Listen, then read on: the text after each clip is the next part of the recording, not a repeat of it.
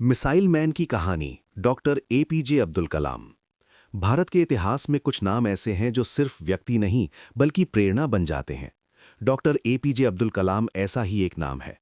उन्हें प्यार से मिसाइल मैन कहा जाता है क्योंकि उन्होंने भारत को स्वदेशी मिसाइल तकनीक में आत्मनिर्भर बनाने में निर्णायक भूमिका निभाई।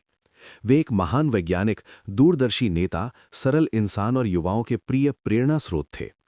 ये कहानी एक ऐसे बालक की है जो तमिलनाडु के छोटे से द्वीप रामेश्वरम से उठकर भारत के राष्ट्रपति भवन तक पहुंचा, मेहनत, ईमानदारी और सपनों की ताकत के सहारे। रामेश्वरम का बालक। 15 अक्टूबर 1931 को तमिलनाडु के रामेश्वरम में एक साधारण परिवार में अबुल पकीर जैनुलाब्दीन अब्दुल कलाम का जन्म हुआ। उनके पिता जैनुलाब्दीन एक नाविक थे जो तीर्थयात्रियों को नाव से ले जाया करते थे। माता आशियम्मा गृहिणी थीं। परिवार आर्थिक रूप से बहुत संपन्न नहीं था, लेकिन संस्कारों और मानवीय मूल्यों से समृद्ध था। घर में सादगी थी, अनुशासन था और सबसे बढ़कर ईमानदारी थी। कलाम बचपन से ही मेहनती थे। वे सुबह अखबार बांटते थे ताकि परिवार की मदद कर सकें और अपनी पढ़ाई का खर्च निकाल सकें। छोटी उम्र में ही उन्होंने जिम्मेदारी का अर्थ समझ लिया था। शिक्षा की शुरुआत और सपनों की उड़ान। रामेश्वरम के प्राथमिक विद्यालय से पढ़ाई शुरू हुई। विज्ञान के प्रति उनका झुकाव बचपन से ही स्पष्ट था। वे आकाश में उड़ते पक्षियों और विमानों को देखकर मोहित हो जाते थे। उनके एक शिक्षक अय्या दुराय सोलोमन ने उनमें वैज्ञानिक जिज्ञासा जगाई। वे कहते थे, बड़ा सोचो तभी बड़ा बनोगे। ये वाक्य कलाम के जीवन का सूत्र बन गया। आगे की पढ़ाई के लिए वे तिरुचिरापल्ली के सेंट जोसेफ कॉलेज गए, जहां से उन्होंने भौतिकी में स्नातक किया। इसके बाद उन्होंने Madras institute of technology MIT में एरोनॉटिकल इंजीनियरिंग में प्रवेश लिया। यहां उन्होंने विमान डिजाइन पर काम किया और पहली बार अपने सपनों को आकार लेते देखा। करियर की शुरुआत DRDO से इसरो तक। इंजीनियरिंग पूरी करने के बाद उन्होंने रक्षा अनुसंधान एवं विकास संगठन DRDO में काम शुरू किया। शुरू में उन्हें बहुत संतोष नहीं मिला क्योंकि उनका मन अंतरिक्ष और रॉकेट विज्ञान में था।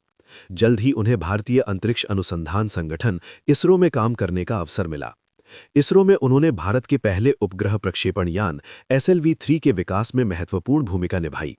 1980 में रोहिणी उपग्रह को कक्षा में स्थापित किया गया। ये भारत के अंतरिक्ष इतिहास का स्वर्णिम क्षण था। इस सफलता ने देश को आत्मविश्वास दिया कि हम भी अंतरिक्ष तकनीक में दुनिया के साथ कदम मिला सकते हैं। मिसाइल मैन बनने की कहानी। इसरो की सफलता के बाद कलाम को DRDO में वापस बुलाया गया। यहां उन्हें एक बड़ी जिम्मेदारी दी गई, integrated guided missile development program का नेतृत्व। इस कार्यक्रम के तहत भारत ने स्वदेशी मिसाइलें विकसित की। पृथ्वी सतह से सतह पर मार करने वाली मिसाइल, अग्नि मध्यम दूरी की बैलिस्टिक मिसाइल, आकाश सतह से हवा में मार करने वाली मिसाइल, त्रिशूल और नाग सामरिक जरूरतों के लिए। इन उपलब्धियों ने भारत को रक्षा क्षेत्र में आत्मनिर्भरता की दिशा में आगे बढ़ाया। इसी कारण देश ने उन्हें मिसाइल मैन की उपाधि दी। पोखरण परमाणु परीक्षण। 1998 में पोखरण में भारत के परमाणु परीक्षणों के समय डॉक्टर कलाम वैज्ञानिक सलाहकार के रूप में महत्वपूर्ण भूमिका में थे। ये परीक्षण अत्यंत गोपनीय था और सफलतापूर्वक संपन्न हुआ। इससे भारत ने विश्व को अपनी वैज्ञानिक क्षमता का परिचय दिया। जनता के राष्ट्रपति। 2002 में डॉक्टर कलाम भारत के 11वें राष्ट्रपति बने। वे पहले वैज्ञानिक राष्ट्रपति थे। राष्ट्रपति भवन में रहते हुए भी उनकी सादगी वही रही। वे बच्चों और युवाओं से मिलना पसंद करते थे, स्कूल कॉलेज जाते थे और सपने देखने और उन्हें साकार करने की प्रेरणा देते थे। लोग उन्हें जनता का राष्ट्रपति कहते थे क्योंकि वे औपचारिकताओं से अधिक मानवीय संबंधों को महत्व देते थे। युवाओं के प्रेरणा स्रोत। कलाम का मानना था कि भारत का भविष्य युवाओं के हाथ में है। वे कहते थे, सपना वो नहीं जो आप सोते समय देखते हैं, सपना वो है जो आपको सोने न दे। उन्होंने कई पुस्तकें लिखीं, wings of fire, ignited minds, India 2020, जिनमें उन्होंने अपने अनुभव, विचार और भारत के भविष्य का दृष्टिकोण साझा किया। सादगी और नैतिकता। इतने बड़े पदों पर रहते हुए भी उन्होंने कभी निजी लाभ नहीं लिया। राष्ट्रपति पद से विदा लेते समय उनके पास बहुत कम निजी सामान था। कुछ पुस्तकें, कपड़े और यादें, यही उनकी असली संपत्ति थी। अंतिम क्षण। 27 जुलाई 2015 को शिलोंग में IIM के छात्रों को व्याख्यान देते समय वे अचानक गिर पड़े। अस्पताल ले जाया गया पर उन्हें बचाया नहीं जा सका।